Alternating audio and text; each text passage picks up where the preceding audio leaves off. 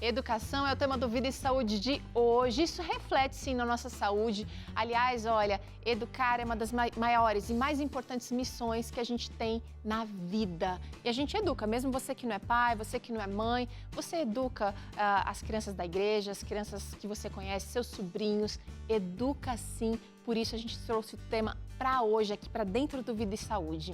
Bom, nós somos ensinados por meio da ação dos nossos próprios cuidadores que lágrimas eram sinal de fraqueza, de exagero, quem sabe de manha. Mas você sabia que as lágrimas contêm proteínas tóxicas que, quando liberadas, permitem que o emocional volte a se autorregular? A psicóloga suíça Aletta Solter disse uma vez que quando as crianças choram, a dor já aconteceu. Chorar não é a dor, mas o processo de parar de doer. A disciplina sem punição trabalha para mostrar formas aceitáveis de demonstrar emoções. A premissa é de que quando reprimimos essas emoções na criança, utilizamos de ameaças, castigos e punições, ela não aprende a lidar com a frustração, com o medo, a raiva e a tristeza. Ao passo que quando a gente permite que essas emoções sejam demonstradas, mas focamos a nossa atenção na maneira como elas devem ser demonstradas, aquelas emoções vão passar pela criança deixando aprendizados. Olha que rico isso! Então a gente quer aprender como criar conexão antes da correção e para isso a gente vai conversar hoje com a doutora Ingrid Versiani, que é médica da família. E se você quiser participar, você já sabe, né? Você pode mandar aqui a sua dúvida, a sua colaboração para o Vida e Saúde. O nosso WhatsApp é o seguinte, 12 98266 0004. Ou você pode apontar também, olha, a câmera do seu celular aqui para o QR Code e você vai ser encaminhado para o nosso contato. Aí você pode participar com a gente enquanto a gente desenvolve aqui essa nossa conversa com a doutora Ingrid, que já está por aqui. Tudo bem, doutora? Bem-vinda mais uma vez. Bem-vinda ao Vida e Saúde, primeira vez, né? Isso, é a primeira vez que estou aqui participando com vocês. Estou muito contente de estar aqui. Muito obrigada pelo convite. Doutora, explica pra gente o que é a disciplina positiva. Isso, a disciplina positiva, como vocês estavam comentando, que é essa disciplina sem punição. Ela é uma disciplina que ela é baseada numa filosofia que ela foi bem divulgada pela Jane Nelsen. E ela mostra como que a gente pode realmente colocar a criança, colocar essa parte de motivação da criança de querer ajudar e cooperar em casa. É uma arte a educação, certo? E conseguir essa motivação intrínseca da criança realmente querer participar das atividades de casa e cooperar em casa, realmente é algo é uma arte, e a disciplina positiva ela traz isso de uma forma muito bonita e muito gostosa, realmente de conseguir isso através do amor. Essa termina sendo a mentalidade mais profunda da disciplina positiva, é trazer esse amor, essa cooperação entre pais e filhos. Doutora, para muita gente que está assistindo a gente, olhando a pia cheia de louça para lavar, a casa precisando de dar uma varrida, as crianças querendo ficar o tempo inteiro no celular ou nas telas, parece que essa conversa é conversa de doido, né? Porque parece que não vai surtir efeito nenhum. A gente vai dar uma olhada agora em outras abordagens disciplinares e eu queria que você falasse um pouquinho da diferença dessa disciplina positiva para as outras abordagens que a gente está trazendo aqui também. Olha, vamos ver na tela. Sim, vamos lá. A gente tem Isso. A gente tem a disciplina mais laissez-faire, né, da permissividade, da negligência, do autoritarismo e a disciplina positiva. E isso vai transitar entre gentileza e firmeza, ou seja, a gente precisa de disciplina, né? E ao mesmo tempo precisamos mesclar isso com amor. Isso. Eu vou trazer um gráfico para exemplificar, às vezes com as mãos a gente consegue entender um pouquinho. Quando a gente fala sobre permissividade, a gente está colocando a criança acima dos pais. Então é quando que a criança ela começa a colocar a ordem na casa, né? Então ela que manda, os pais vão segundo os gostos da criança. Então a criança ela fica bem aqui em cima e os pais aqui embaixo. Então essa seria a permissividade, onde quem termina colocando as regras, quem termina colocando, né, a casa gira em torno da criança. Tá. Quando a gente fala de autoritarismo, a coisa muda. Os pais estão muito lá em cima, né? Os pais estão lá em cima e a criança aqui. Só que a criança ela não consegue acessar esse pai e essa mãe. Toda vez que ele vem para cima dessa criança, a criança abaixa a cabeça. Essa criança ela não fala, essa criança ela dá uma sumidinha. Então, esses pais, eles do autoritarismo, eles não conseguem entrar em contato com esse mundo da criança e essa criança não consegue acessar esse pai e essa mãe. Pode até rolar obediência, mas não tem conectividade. Não tem conectividade, você obedece por medo, você obedece por várias outras coisas, menos por conexão e por vontade própria. É aqui que os sonhos morrem, é aqui que os desejos morrem, é aqui que a criança termina aprendendo que ela precisa realmente subjugar a outra pessoa e os desejos dela terminam morrendo aqui. Isso é muito ruim.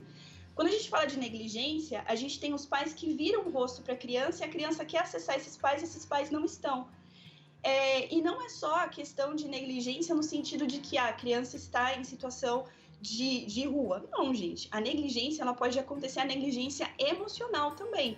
E a negligência emocional, ela acontece quando a criança quer brincar com os pais e os pais, eu não tenho tempo, preciso trabalhar, estou no computador, estou fazendo outras coisas e não tem esse tempo, esse olhar para a criança. Então, existe também a negligência emocional que muitas vezes não é falada. E ela realmente existe, é preciso a gente também tomar tempo e cuidado com isso. Agora, quando a gente fala da disciplina positiva, a gente faz isso aqui. É quando que você ainda tem aqui a hierarquia dentro da família, o pai e a mãe ainda continuam aqui mandando, continuam ainda gerenciando, as crianças elas têm esse apoio, elas podem se apoiar nos pais, e aí sim é quando elas conseguem saber que elas têm limites, elas têm aquele limite, ela tem escolhas. Todas as ações delas, se são equivocadas, elas sabem que elas têm o apoio, elas podem ir até os pais e que elas não vão ser punidas por aquilo. Elas vão realmente ter as consequências daquelas ações, mas não necessariamente será uma punição. Muitas vezes a gente acha que a única forma de realmente a gente poder corrigir uma criança é através da punição. E não é. A disciplina positiva, ela traz uma coisa muito legal, que se chama os 3 R's da recuperação dos erros. O que seria isso? Vou para lá, vem cá, porque eu tô aqui com os 3 R's da punição, é isso? Não, esses são os 3 R's da recuperação dos erros. Ah, então peraí.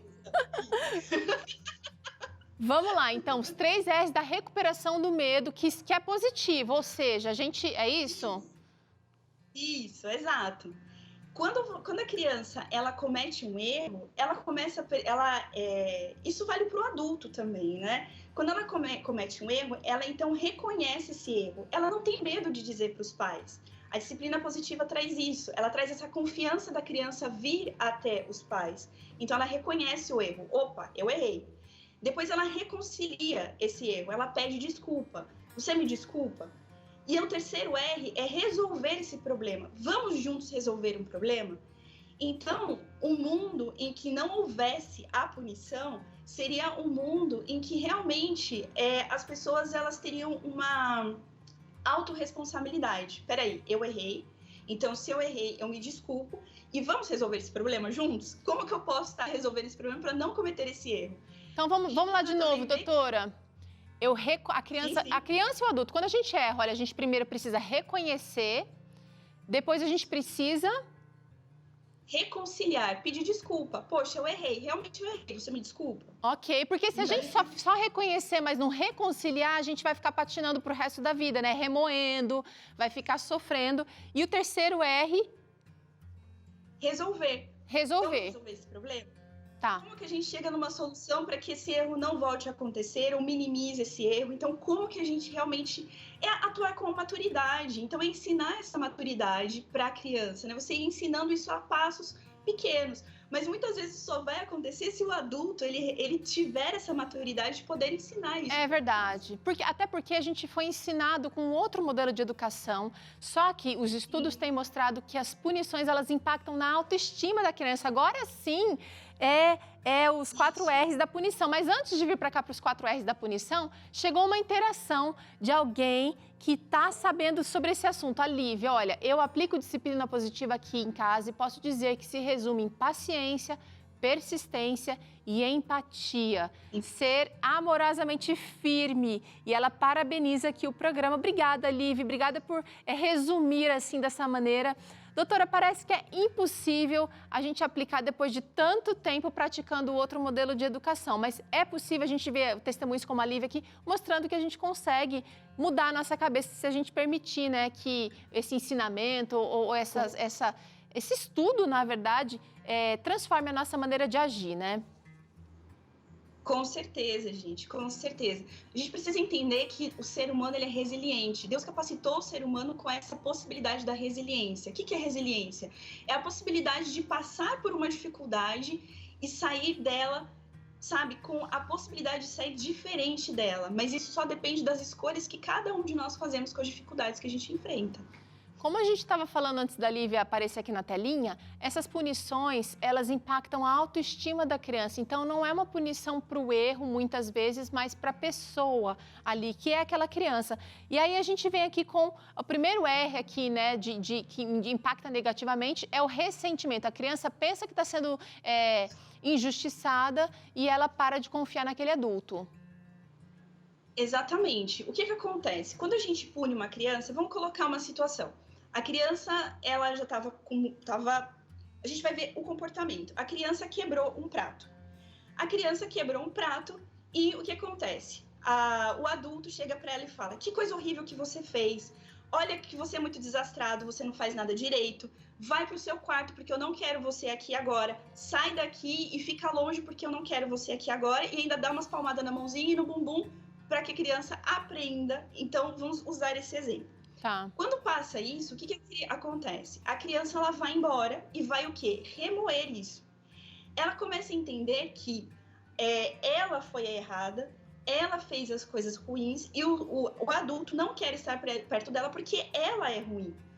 Então, não se separa a ação da criança. Então, ela acha que é a mesma coisa e ela ela pode dessas 4 formas, desses 4 R's. Ela vai remoer isso de 4 formas diferentes. Ela pode se ressentir. Depois ela pode retalhar, né? Ela pode retalhar, que aí quando ela pensa em se vingar, e pior ainda mais o comportamento. Ela também pode se rebelar. Isso, quando ela vai querer provar que pode fazer alguma coisa do jeito a todo custo, e ela se recua dissimulando quando ela começa a mentir. Ah, não foi culpa minha, foi culpa do cachorro, foi culpa do papagaio, foi culpa de qualquer outra coisa. Ou a pior delas, quando ela realmente se sente tão ruim, que ela fala assim: eu não mereço, eu sou uma pessoa ruim mesmo e não mereço. Teru, eu queria fazer eu queria voltar um pouquinho nesse cubo, porque ele é muito importante. Porque ele não afeta só a vida da criança, como ele afeta a vida dos adultos hoje em dia. Muitos adultos dizem assim: ah, eu apanhei e sou uma pessoa melhor, sou uma pessoa magnífica, mas eu queria realmente passar por cada um deles e mostrar como essa criança machucada, ela anda pela vida. A criança que ela remoeu o ressentimento, ela anda como um adulto se vitimizando, através dos chefes, através de outras pessoas que estão ali, que são superiores a ela, ou até mesmo pela vida. Quando não é um chefe que faz ela se sentir punida, muitas vezes o adulto mesmo se pune e se ressente e anda como vítima pela vida. Outras pessoas terminam fazendo isso com si mesmo, ou se sente no direito da retaliação.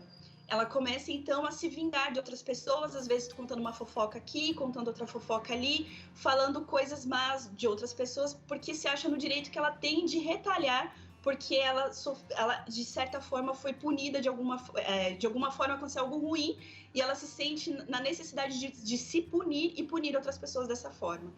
A rebeldia é quando a criança, ela tenta a todo custo provar que ela pode fazer de um jeito melhor. Quantas pessoas hoje, muitas vezes, não estão andando pela vida dessa forma também? Eu preciso provar para fulano, para ciclano, às vezes para os pais, às vezes para os vizinhos, que eu tô melhor, e fica com esse ranço em querer provar para as outras pessoas, conseguindo coisas a custos muito altos. E a outra seria a questão do recuo, que é quando a pessoa começa a mentir, nunca se autorresponsabiliza pelos seus erros. Quantos adultos hoje em dia não se responsabilizam pelos seus erros também? Eu cometi alguma coisa, mas não foi minha culpa, sempre é culpa de qualquer outra coisa, até do tempo, do governo, de qualquer outra coisa, menos a culpa da pessoa mesmo. E é interessante que... pessoas andam... É um treinamento, né? Se a gente recebeu isso durante a vida a infância inteira, com certeza é um padrão que a gente vai repetir durante a vida adulta. Chegou uma interação aqui, doutora, eu não quero te cortar, mas a Annelise mandou, olha, tem como recuperar o convívio com o pai que dá uma educação punitiva, negligencia o carinho com os filhos e negligencia? Ela quer saber se tem jeito, doutora, porque tem coisas que a gente comete no passado por ignorância, por falta de conhecimento e que a gente quer reparar de alguma maneira hoje. Sim, exato. É justamente isso que eu quero trazer. Quando a gente caminha pela vida dessa forma e a gente entra em contato com essas outras formas de se viver e essas outras formas de correção, é muito importante o auto-perdão. Por isso que a empatia, o autoconhecimento é muito importante quando a gente começa a entrar em contato com essas formas diferentes de se criar, porque a gente precisa, primeiramente... se perdoar, precisa ver que sim, você merece amor. Essa é a última parte do recuo, né? Que a pessoa ela termina achando na vida que ela termina sendo uma pessoa ruim, que ela não merece outra oportunidade, que ela não merece ela não merece ser feliz e merece. Todos esses R's da punição, eles são passíveis de mudança. E essa mudança, ela começa realmente quando a gente começa a entender aquele versículo na Bíblia que fala: ame a Deus acima de todas as coisas e ao próximo como a ti mesmo. É verdade. Deus deu todo esse amor para que você pudesse primeiramente se amar e se cuidar.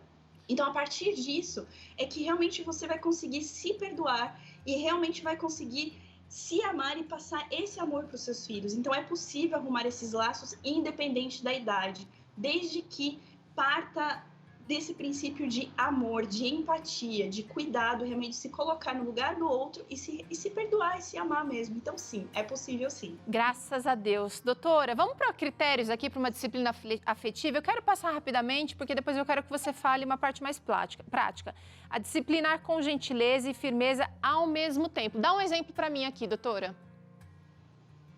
Sim, quando a gente disciplina com gentileza e firmeza ao mesmo tempo, o que significa isso? É quando a gente fala assim, olha, você cometeu o pratinho que caiu no chão, certo? Então, como que a gente resolve esse assunto? Olha, eu sei que você tá nervosa nesse momento, então o que eu quero que você precisa fazer agora é se retira um pouquinho, pensa no que você fez, se acalma e depois nós vamos conversar para ver como que a gente vai arrumar isso aqui, porque jogar o prato no chão não foi legal. Eu preciso que você vá e você me explique por que você fez isso. Então, a criança se retira. Na disciplina positiva, se chama tempo positivo. E muitas vezes até os pais, a gente também precisa de um tempo positivo. É verdade. Porque às vezes... Para pensar direito. Olha outro critério. Ajudar a desenvolver um senso de aceitação e importância. Às vezes o que eu fiz não é o que eu sou. Às vezes não necessariamente o que eu faço não é o que eu sou. Ter derrubado um prato não me torna uma desastrada. Aquele ato foi um desastre, né? Exato. Então, é muito importante isso, separar a ação da criança. Isso, a ação da criança. Fazer que a ação foi complicada, mas que você continua amando a criança. Isso são duas coisas diferentes. E ajudar a desenvolver, quando você pega e fala para a criança, olha, o que você está fazendo aqui em casa, ele ajuda muito a gente aqui, a criança consegue entender que o trabalho dela, por exemplo, de retirar o lixo, é importante para que a engrenagem da família não sobrecarregue uma mãe, não sobrecarregue um pai. Isso é muito importante. Então, ela consegue entender que aquele ato que ela está fazendo é importante para a família. Para o todo. Toda criança... Sim. Isso. Então, a criança, ela precisa se sentir importante, ela precisa se sentir vista.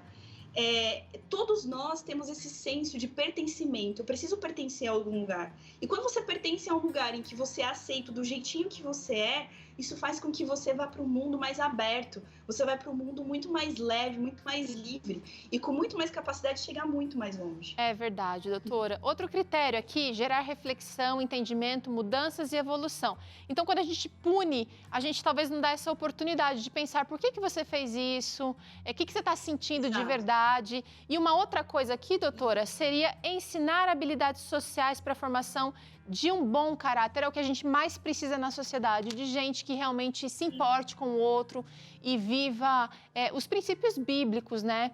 Agora, doutora, chegou uma interação aqui que eu quero trazer para você. Vamos ver quem está mandando, é a Kelly. Como é que eu posso começar a aplicar essa disciplina sem punição com a minha filha? Ela não aceita ser contrariada, ela precisa... A Kelly está dizendo que precisa de falar aqui não umas 20 vezes para que ela aceite. E aí, doutora? Isso. Kelly, todo esse trabalho, ele precisa começar primeiramente com você. Precisa entender por que ela está tão resistente a essa aceitação, por que ela está aceitando, por que está sendo tão difícil. Quando a gente vê um comportamento, a gente vê a ponta do iceberg. A gente não vê o que gerou esse comportamento. O que vem antes de um comportamento é um pensamento, um sentimento que gera esse comportamento. Então, por exemplo, a criança que quebrou o prato, às vezes ela estava cansada, se distraiu e quebrou o prato. Ela se distraiu, quebrou o prato, ou ela estava com raiva mesmo e quebrou o prato. Então, o que acontece? O que levou esse rompimento de prato? Foi uma falta de sono que estava ali atrás. Então, às vezes, a criança ela precisa realmente... A gente precisa dar uma respirada, entender que, poxa, ela está com sono, deu raiva, então a gente precisa dar uma voltada atrás. Então, precisa entender por que essa criança ela não está respondendo. O que é que ela está precisando, que ela não está conseguindo, e ela não está conseguindo acessar a cooperação dela. A disciplina positiva, ela traz algumas formas da gente poder estar trabalhando isso, que infelizmente eu não tenho como estar trazendo aqui pela questão do tempo. Mas uma coisa eu digo para você, primeiro, tenha empatia, entenda por que ela está se comportando daquela forma, quais são os sentimentos e o pensamento que ela tem antes. E a segunda dica que eu diria para você é que você passe tempo com ela antes de acontecer esses episódios. Independente da idade da criança, às vezes a criança ela precisa de 10 minutos diário para que você esteja com ela. E digo isso para cada filho. Não é com os filhos juntos, é cada filho. Alguns precisam de 30 minutos na semana, às vezes 1 hora na semana. Mas o mais importante é que você passe esse tempo com a criança. E como é passar esse tempo com a criança? Não é dizendo para ela, olha, a gente tem 10 minutos e você precisa fazer isso, isso, isso. Não. É você mesmo olhar para ele e falar assim, olha, eu tenho 10 minutos para você. O que você quer que eu faça com você agora? Então, eu acho que de tudo isso, gente, deve ficar 2 coisas, que é a empatia e passar tempo juntos mesmo com qualidade. Olha, gente, tudo isso para que a gente possa desenvolver conexão e possa realmente desenvolver uma educação produtiva, para que a gente não gere só punição e tudo mais, mas para que a gente siga em frente numa sociedade melhor. Doutora Ingrid, obrigada por participar aqui com a gente, obrigada por dividir um pouquinho do seu conhecimento. Quem quiser saber mais do que a doutora Ingrid trouxe aqui, acessa lá no perfil dela do Instagram, @ingrid_Versiani com i no final. Obrigada, doutora. Até a próxima. Imagina. Tchau, tchau. Muito bem, olha, a gente faz um rápido intervalo agora. Na volta, se prepara, porque tem aqui desafio cardio para você. E a receita de hoje está por conta desse gratinado de abacaxi e cogumelo sensacional. Sai daí não que eu já volto.